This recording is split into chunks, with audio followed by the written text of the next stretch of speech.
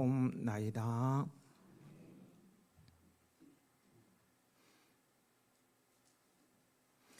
오늘 종료주일은 예수님께서 우리의 죄를 대속하기 위한 십자가 죽음을 위해 예루살렘으로 입성하신 날을 기념하는 절기로 사순절의 6번째 주일이며 고난주간이 시작되는 첫날이기도 합니다. 종료주일에 예루살렘에 입성하신 주님께서 때가 되매 순순히 잡히셔서 죽음의 길을 가십니다. 메시아의 작곡가 핸델의 이야기입니다.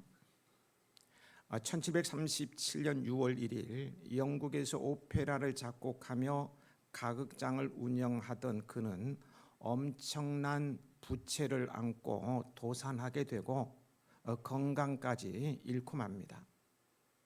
오른쪽이 마비돼 걷기도 힘들고 말하고 쓰는 것도 힘든 그에게 의사는 회복불능이라는 진단을 내렸고요. 많은 사람들 역시 다시는 재기하지 못할 것이라고 하였어요. 52살 때였습니다.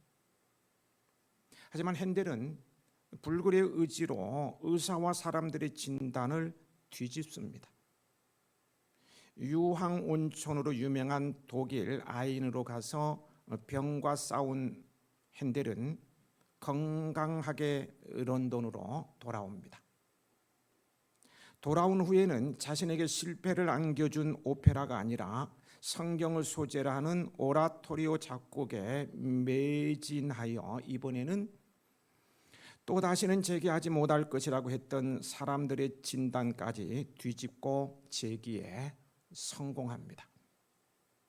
핸델을 보란듯이 일으켜 세운 오라토리오는 더 메시아로 그가 쓰러지고 나서 4년 만인 1741년 9월 14일에 완성된 작품입니다. 예수 그리스도의 전생애를 서곡 포함해 53곡에 담아냈습니다. 이 메시아는 예수 그리스도 생애를 3부로 나누어서 1부에는 구약 성경에 나오는 메시아 출현과 강림에 대한 예언과 2부에서는요 순환과 속죄를, 3부에는 부활과 신에 대한 찬가를 담았습니다. 사람들은 메시아와 함께 돌아온 핸델에게 기립박수를 보냈고 핸델은 이후 죽을 때까지 메시아를 32번 직접 지휘를 합니다. 무대에 올린 후 공연 수익금 전액을 남김없이 자선 사업에 기부합니다. 핸델에게는 메시아가 그를 살리는 구세주였어요. 여러분에게도 메시아가 구주이시기 바랍니다. 메시아로 오신 예수님께서는 우리의 구주가 되시기 위해 순순히 잡히시는 과정을 오늘 본문은 우리에게 보여주고 있습니다. 바로 앞문단부터 보면은요, 십자가를 지시기에 앞서 땀이 땅에 떨어지는 핏방울과 같이 되도록 힘쓰고 애쓰는 기도를 마치신 예수님께서는 슬픔으로 말미암아, 즉 예수님의 고난 및 자신들 중 한 사람이 예수님을 배반하여 팔아넘길 것이라는 예언과 베드로와 제자들이 예수님을 부인할 것이라는 예고를 듣고 깊은 슬픔과 번민 속에 빠졌으며, 이러한 정신적 스트레스와 육체적 피로감으로 말미암아 그만 잠든 제자들을 보시고는 측은히 여겨 깨우시며 어찌하여 자느냐, 시험에 들지 않게 일어나 기도하라 말씀하실 때에 본문 47절 한 무리가 나타났습니다. 12 제자 가운데 하나인 유다라 하는 자가 그들을 앞장서서 왔습니다. 48절을 보면 그가 당당하게 다가와 예수님께 입 맞추려고 하자 예수님께서 이렇게 말씀하십니다. 유다야, 내가 입 맞춤으로 인자를 파느냐? 입 맞춤은 사랑과 존경의 표시잖아요. 근데 지금 유다의 입 맞춤은 사랑과 존경의 표시가 아니었어요. 그것은 어둠 속에서 예수님을 정확히 가려내기 위한 군호였습니다. 이것은 매우 은밀한 곳에서 이루어진 암호였기 때문에 그들 외에는 아무도, 심지어는 예수님까지도 모르실 것이라고 그들은 생각하였어요. 마태복음 26장 49절에 보면 랍비여 안녕하시옵니까 하며 유다가 아주 자연스럽게 예수님께 나와 인사를 겉들이면서 입을 맞출 수 있었던 것은 이와 같은 일은 예수님일지라도 감쪽같이 모르리라고 생각했기 때문에 가능한 일이었어요. 그런데 이렇게 악을 행하면서도 그것이 은밀히 행해진 것이기 때문에 하나님께서도 모르실 것이라고 생각하는 것은 비단 이 가룟 유다만 행하는 어리석음이 아니라는데 우리는 그 심각성을 깨달아야 합니다. 우리 하나님께서는 각 사람의 심장과 폐부를 살피시는 하나님이셔요. 예레미야 17장 10절 나 여호와는 심장을 살피며 피부를 시험하고 각각 그의 행위와 그의 행실대로 보응하나니. 하나님께서는 사람의 중심을 보십니다.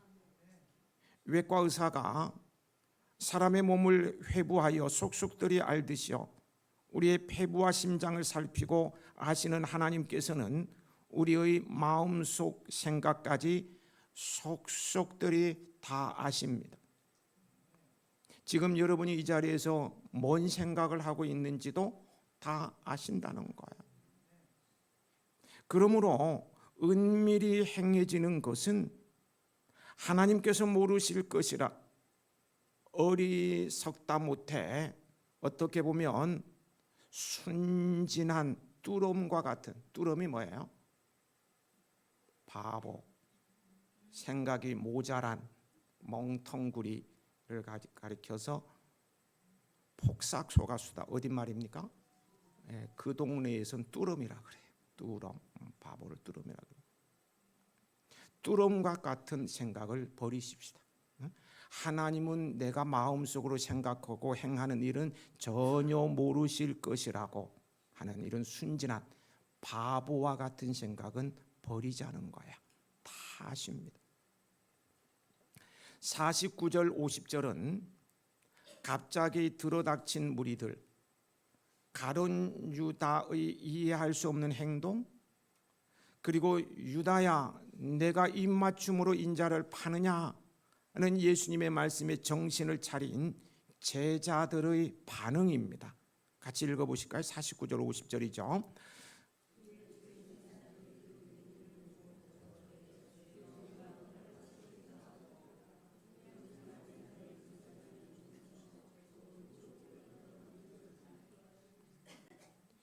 이것은 얼떨결에 나타나는 하나의 본능적 반응으로 제자들은 무력을 사용해서라도 당시의 위급한 상황을 모면하려고 했습니다. 지극히 인간적인 생각이고 행위예요. 제자들이 주여 우리가 칼로 치리까?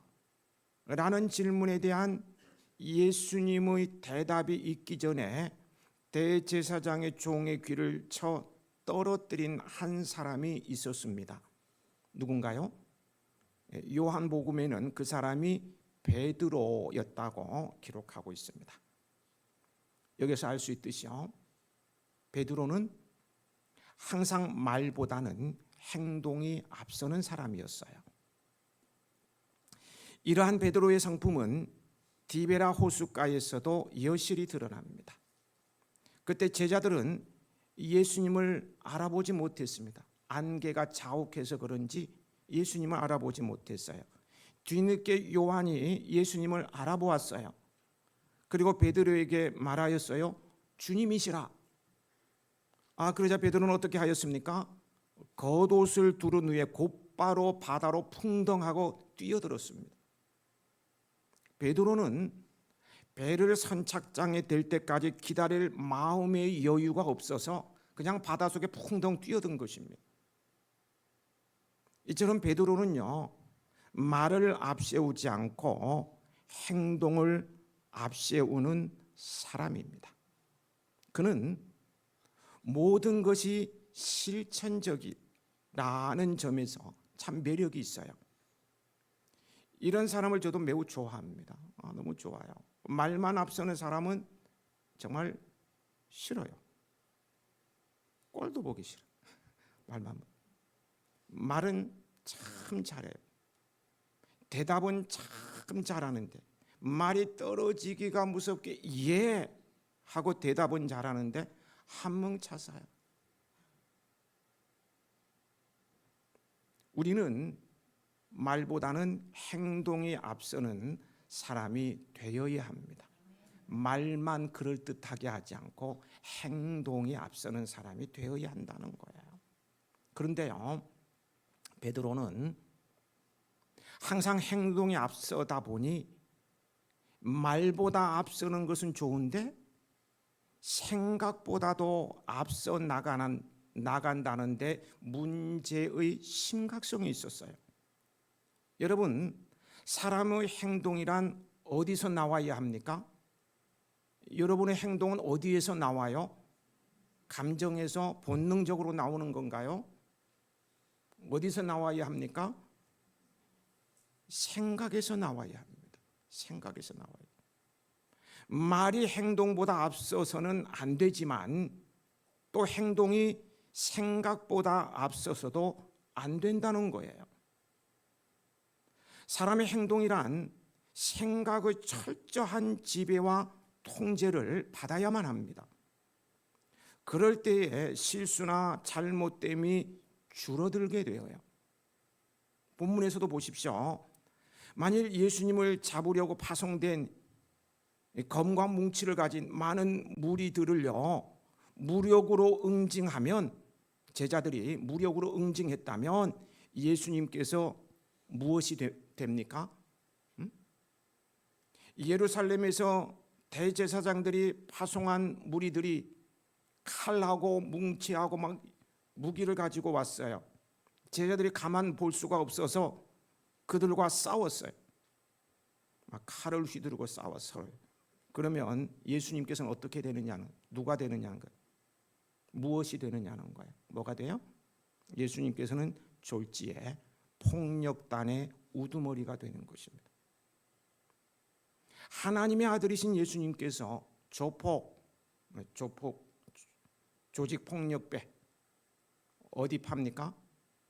대제사장의 군사들은 예루살렘 파라면은 예수님 어디서 왔어요?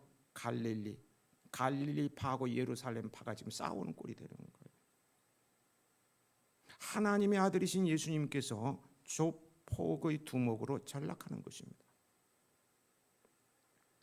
그리고요, 무엇보다도 그것은 예수님께 어떠한 형태로든지 죄목을 뒤집어 씌우려는 대제사장들에게 아주 좋은 빌미를 제공하는 것이었어요. 조그만 생각이 있는 사람이라면 알 수 있는 것입니다. 지금 대제사장이 파송한 사람들은 공권력을 가지고 온 거예요. 이 공권력에 도전하는 폭력을 행사하는 죄로 바로 구속 처단해도 아무 말 못해. 정당한 거예요. 졸지에 예수님은 폭력을 행사한 집단의 우두머리가 잡혀서 죽어도 아무 말 못하게 되는 거예요. 그런데 보십시오. 생각보다 행동에 앞선 베드로의 행태는 이것을 모르고요, 그저 감정에 따라 행하여서 예수님의 구속 사역에 막대한 타격을 가하고 있는 것입니다. 조금만 생각하면 칼을 끄집어서 대제사장의 종을 치지 않았을 텐데 생각 없이 그냥 행동부터 먼저 하는 바람에 예수님의 구속 사역 막대한 타격을 가하고 있는 거예요. 구속 사역에 큰 차질을 빚고 예수님은 조폭의 두목으로 잡혀서 처형당할 뻔했습니다. 얼마나 안타까운 일입니까? 여러분, 생각보다 행동이 앞설 때에 아름다운 동기도 무효가 될 수 있습니다. 악한 괴계에 활용될 수 있어요. 베드로의 이런 행동 속에서 우리는 말보다 행동에 앞서는 것은 매우 아름답고 바람직한 일이지만 생각보다 행동이 앞서 나간다는 것은 행동보다 말이 앞서는 것보다 더 크고 위험한 일이라는 사실을 깨달아야 합니다. 너무 논리가 어려운가요? 생각보다 행동이 앞서 나간다는 것은 행동보다 말이 앞서는 것보다 더 크고 위험한 일이라는 사실을 우리는 분명히 깨달아 알고 있어야 한다는 거예요. 3-4-1원, 3-4-1행 아실 거예요. 많이 들어보셨을 거예요. 3번 생각하고 한 번 말하고 3번 생각하고 한 번 행동하면 실수가 없다는 거예요. 깊은 생각 속에 나오는 말 한마디, 깊은 생각 속에 나오는 행동 하나는 그만큼 실수가 적은 것입니다. 또 무게도 있습니다. 항상 행동에 앞서 먼저 생각을 할 수 있는 여러분들이 되시길 축복합니다. 고품격 그리스도인의 자세이죠. 51절을 보면 예수님께서는 칼을 휘두른 제자를 향해 뭐라고 말씀하세요? 이것까지 참으라고 하셨어요. 그리고 대제사장의 종의 귀를 만져 낫게 하셨습니다. 여러분, 우리는 악에 대해 의로운 분노를 바랄 줄 알아야 합니다. 예수님께서도 악을 행하는 바리새인들을 향해서 막 의분을 바라시는 것을 보게 되면 독사의 자식들아 회칠한 무덤 같으니 막 의분을 바라시는 것을 보게 돼요. 그러나 그렇다고 폭력을 행사해서는 안 되어요. 의로운 분노라고 해서 폭력이 정당화될 수는 없어요. 폭력은 주님의 뜻이 아닙니다. 베드로는 오직 주님께 충성하기 위해서 칼을 휘둘렀어요. 아무런 잘못도 없으신 주님을 방어하기 위해서 칼을 휘둘렀다고요. 자신을 지키기 위해서 아니에요. 자신의 꿈을 이루기 위해서, 내가 살기 위해서 칼을 끄집어내서 종을 친 것도 아니에요. 오직 의로우신 우리 주님을 위해서 의분으로 칼을 끄집어내고 종을 쳤던 거예요. 그러나 불의를 차단하기 위한 것이라 하더라도 폭력은 정당화될 수는 없어요. 없는 거예요. 어떤 경우에도 주님께서는 폭력을 원하지 않으십니다. 주님께서 원하시는 것은 어떤 경우에도 성도들이 온유와 겸손을 상실하지 않는 것입니다. 그리고 이를 위해서는 아무리 거칠고 부당한 폭력 앞에서도 요동하지 않는 강인함이 있어야 합니다. 이를 위해 필요한 것이 뭐예요? 주님께서 뭐라고 말씀하세요? 이것까지 참으라. 그것까지 참는 인내입니다.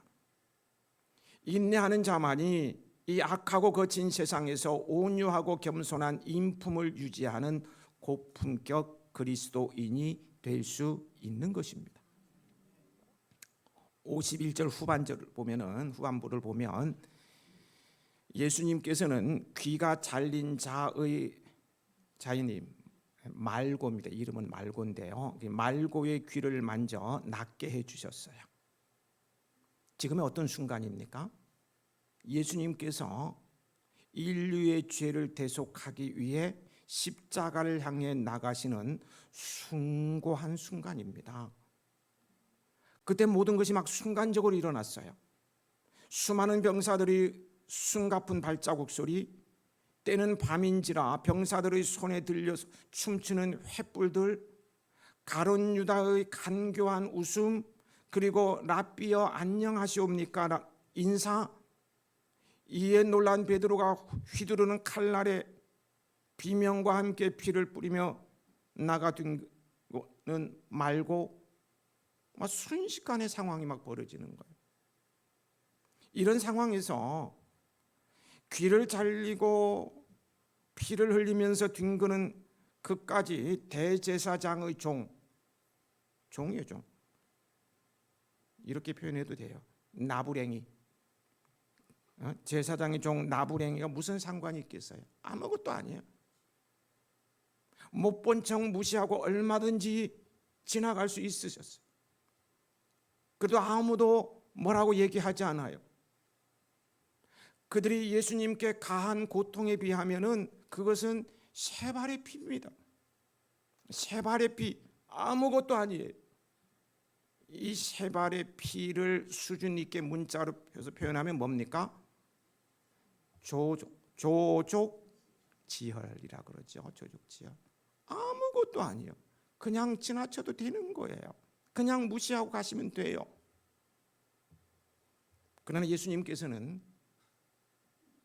즉시 십자가를 향한 전진의 발걸음을 스탑, 멈추셨어요. 그리고 떨어져 나가 없는 귀를 붙잡고 고통에 몸부림치며 오열하는 이 나부랑이와 같은 종의 귀를 만져 고쳐주셨어요.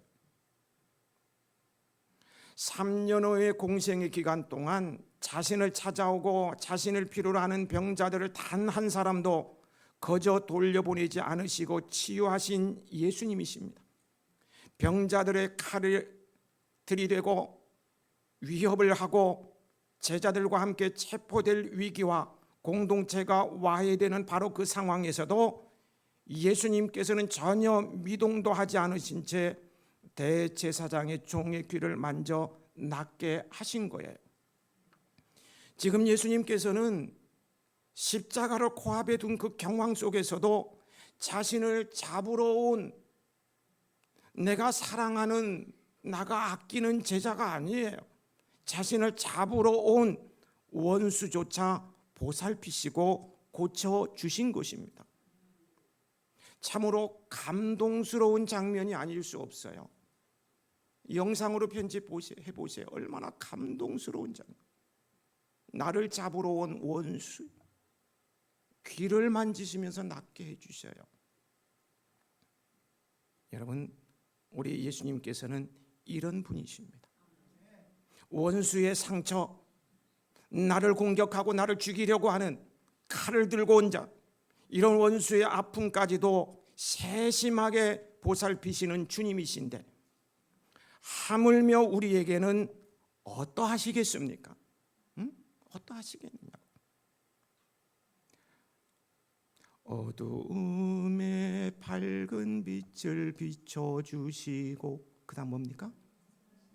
너의 작은 신음에도 응답하시니 너는 어느 곳에 있든지 주를 향하여, 한번 부를까요? 예. 어두움에 밝은 빛을 비춰주시고 너의 작은 신음에도 응답하시는 너는 어느 곳에 있든지 주를 향하고 주만 바라볼지라.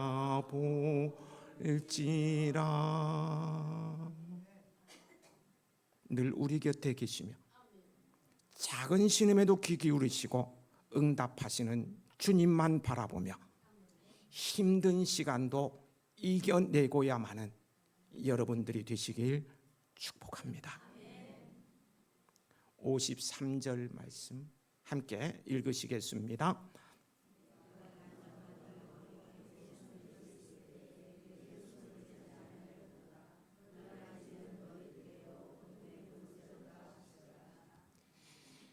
이제는 너희 때요 어둠의 권세라고 하십니다. 이는 예수님께서 불의한 세력에 의해 잡히시고 순환받게 될 것임을 말씀하고 있는 거예요. 예수님께서는요 숨어서 활동하지 않으셨어요. 예수님의 활동은 언제나 공개적이었어요. 예수님께서는 대낮에 활동하셨고 그것도 수도 서울인 예루살렘에 오셔서는 주로 성전에서 활동하셨어요. 그럼에도 불구하고 대제사장들은 자신의 관할 지역으로 제발로 들어온 예수님을 체포할 수 없었어요. 예수님께서는 채찍을 들고 성전에서 장사하는 이들을 내어 쫓기도 하셨어요. 그때에도 대제사장들은 여전히 예루살렘의 권력자들이었어요. 이스라엘 백성들의 관한한 그들의 권력은 절대적이었고 막강했어요. 그런데도 그들은 눈의 가시 같은 예수님을 감히 체포하지 못했어요. 여러분 왜 그랬을까요? 숨어서 한 것도 아니고 공개적으로 대낮에 모든 사람들이 보는 앞에서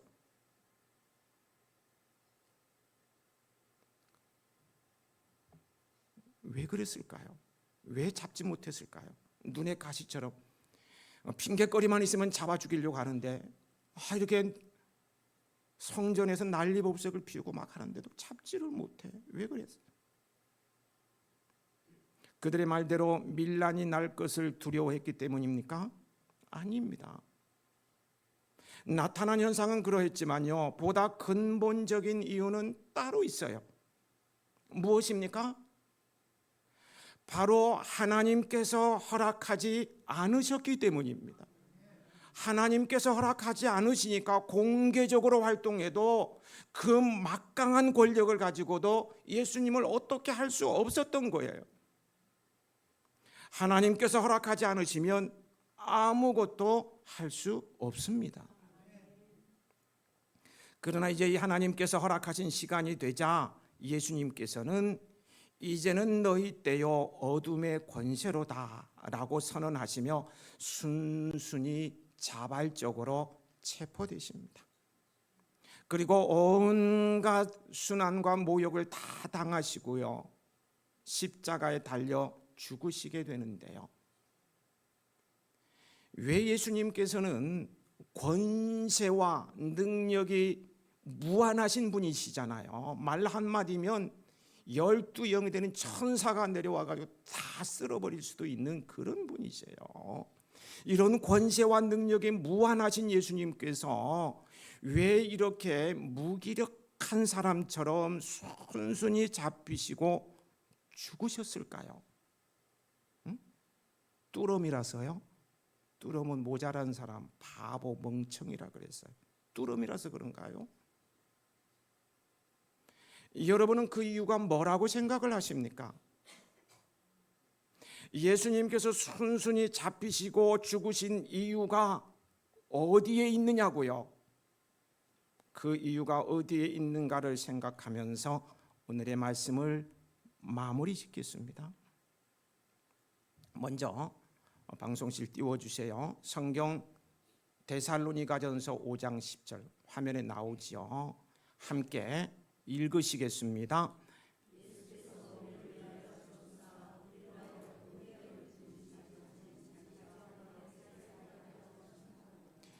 예수님께서 계속 띄워놓으세요. 예수님께서 순순히 잡히신 이유가 저기에 나와요. 다시 한번 읽으면서 찾아보실까요? 예수께서 우리를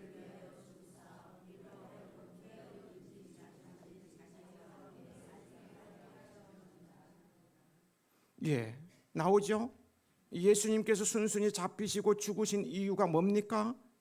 그것은 우리와 함께 사시기 위해서입니다. 우리와 함께 살기 위해서, 우리와 함께 동고동락하기 위해서 말입니다. 괴로울 때나 즐거울 때나 항상 함께하기 위해서입니다. 괴로움을 함께 나누면 가볍게 되고요, 즐거움을 함께 나누면 배가 되어요. 동고동락하시기 위해서. 여러분, 예수님께서 잡히시고 죽으신 이유가 나와 함께 하시기 위함이라니 너무 감격스럽지 않습니까? 응? 감격스럽지 않아요.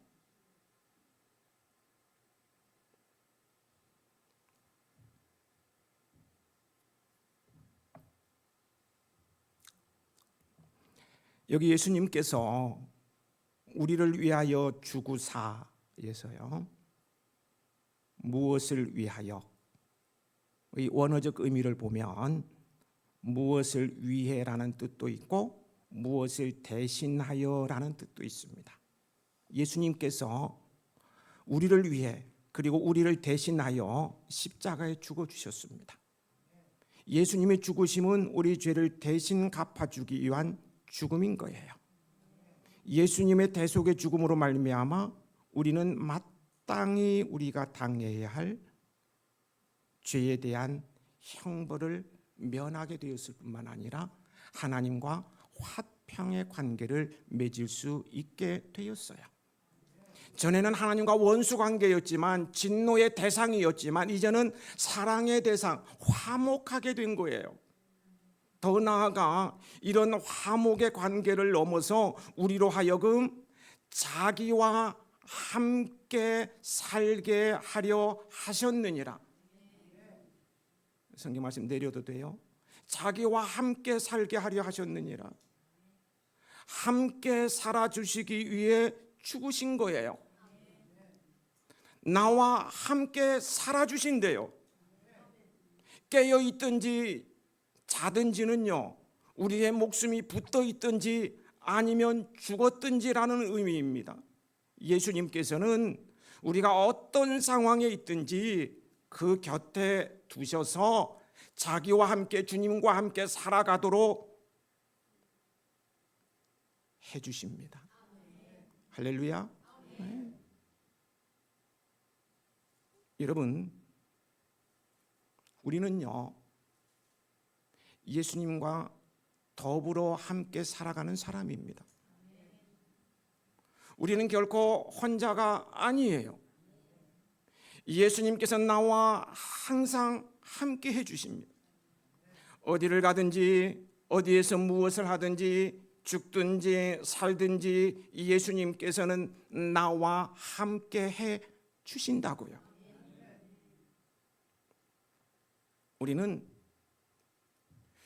우리가 죽든지 내가 죽든지 말이에요, 또는 예수님께서 재림하실 때 그때 비로소 예수님을 만나는 것이 아니에요. 비록 우리는 예수님을 깊이 인식하지 못하고 느끼지 못할지라도 우리는 예수님을 믿고 영접한 그때부터 예수님과 계속해서 함께 살아가는 중, ING, 함께 살아가는 중입니다. 아멘이신가요? 네, 함께 살아가는 중이에요. 그 예수님께서는 우리의 일거수일투족을 보고 계십니다. 우리의 마음과 생각과 모든 것을 알고 계셔요. 예수님께서는 우리 안에 보내주신 성령을 통해서 늘 우리와 함께하고 계시며 우리를 돕고 계시다는 말씀입니다.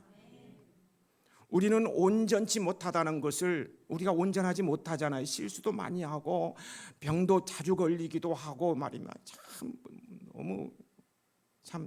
제가 얼마 안 살았습니다. 60 넘었나? 49이던가. 근데 죽을 고비를 참 많이 넘겼어요. 실수도 많이 하고 실패도 많이 경험했고요. 온전치 못해. 우리는 온전치 못하다는 거 예수님께서 알고 계시기 때문에 마치 물가를 아장아장 걷고 있는 어린 아이를 대하심 같이 우리를 돌보아 주십니다. 부모는요,